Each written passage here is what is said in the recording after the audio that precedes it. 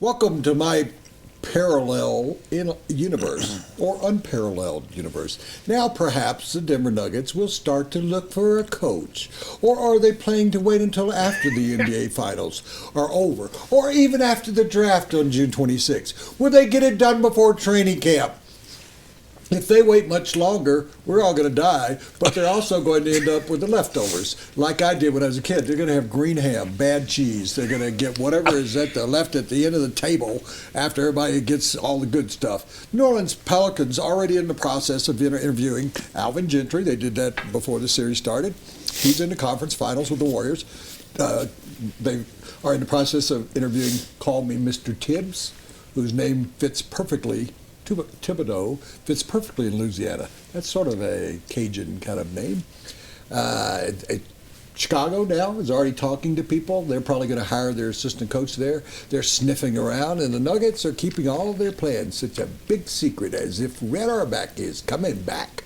Red Auerbach back. Or Phil Jackson will quit the Knicks and coach the Nuggets. I hear Doug Moe's available. How about Jeff Bezdelik again? He's an assistant in Memphis. If the Nuggets are waiting on Gentry or Godot, why don't they just at least talk to Scotty Brooks and Mike D'Antoni and get a sense of what they think should be done with the Nuggets? Don't be like the Rockies and have a Jeff Bridich situation where you don't at least bring people in for interviews. Forgive me if I don't have total faith in Josh Kroenke, who was representing the Nuggets at the lottery. And how'd that work out? And did you see the expression on his face? And Tim Connolly, the last guy they hired, didn't last 2 years. And they thought he was the solution.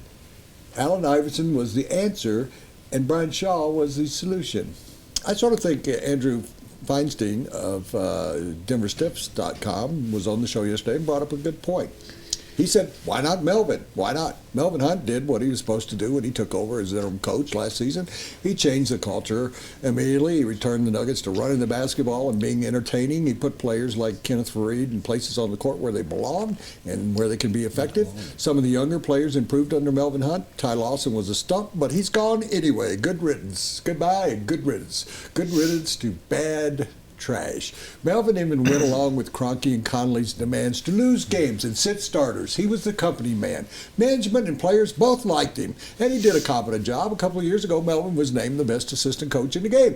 Given that the Nuggets were stuck in that seventh slot last night, where they belong, they won't be getting one of the premier players. They probably won't be getting one of the premier coaches. They'll probably get another second-tier type, somebody from a country that sounds like it was featured in a Marx Brothers movie. Fredonia.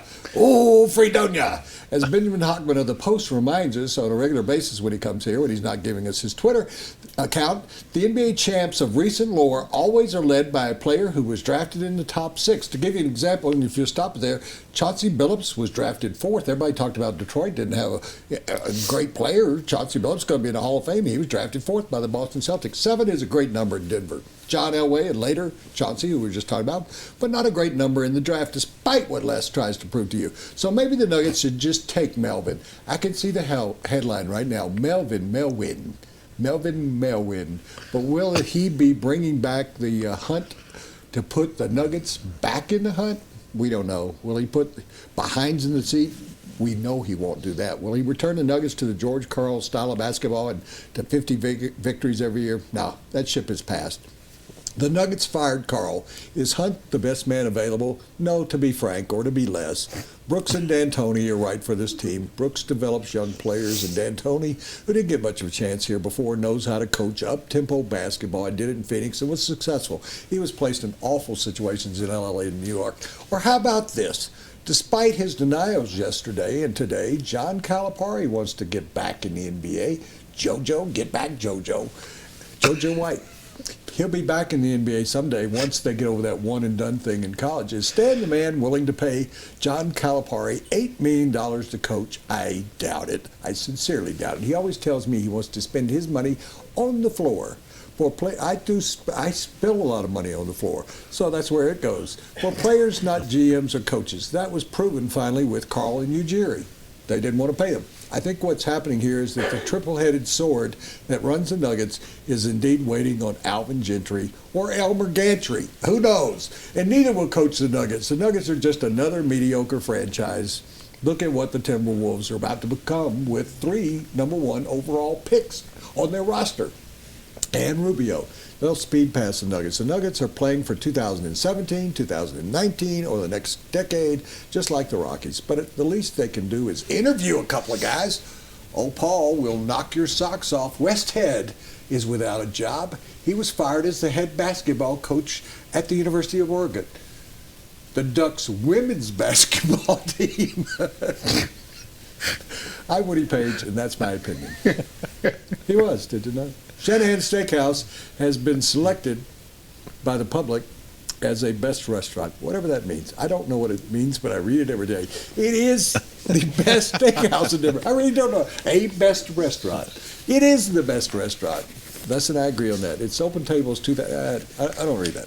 I read that every day. What I want to tell you about is go to Shanahan's. If you haven't been there for a while, remind yourself of how great it was. These are incredible steaks.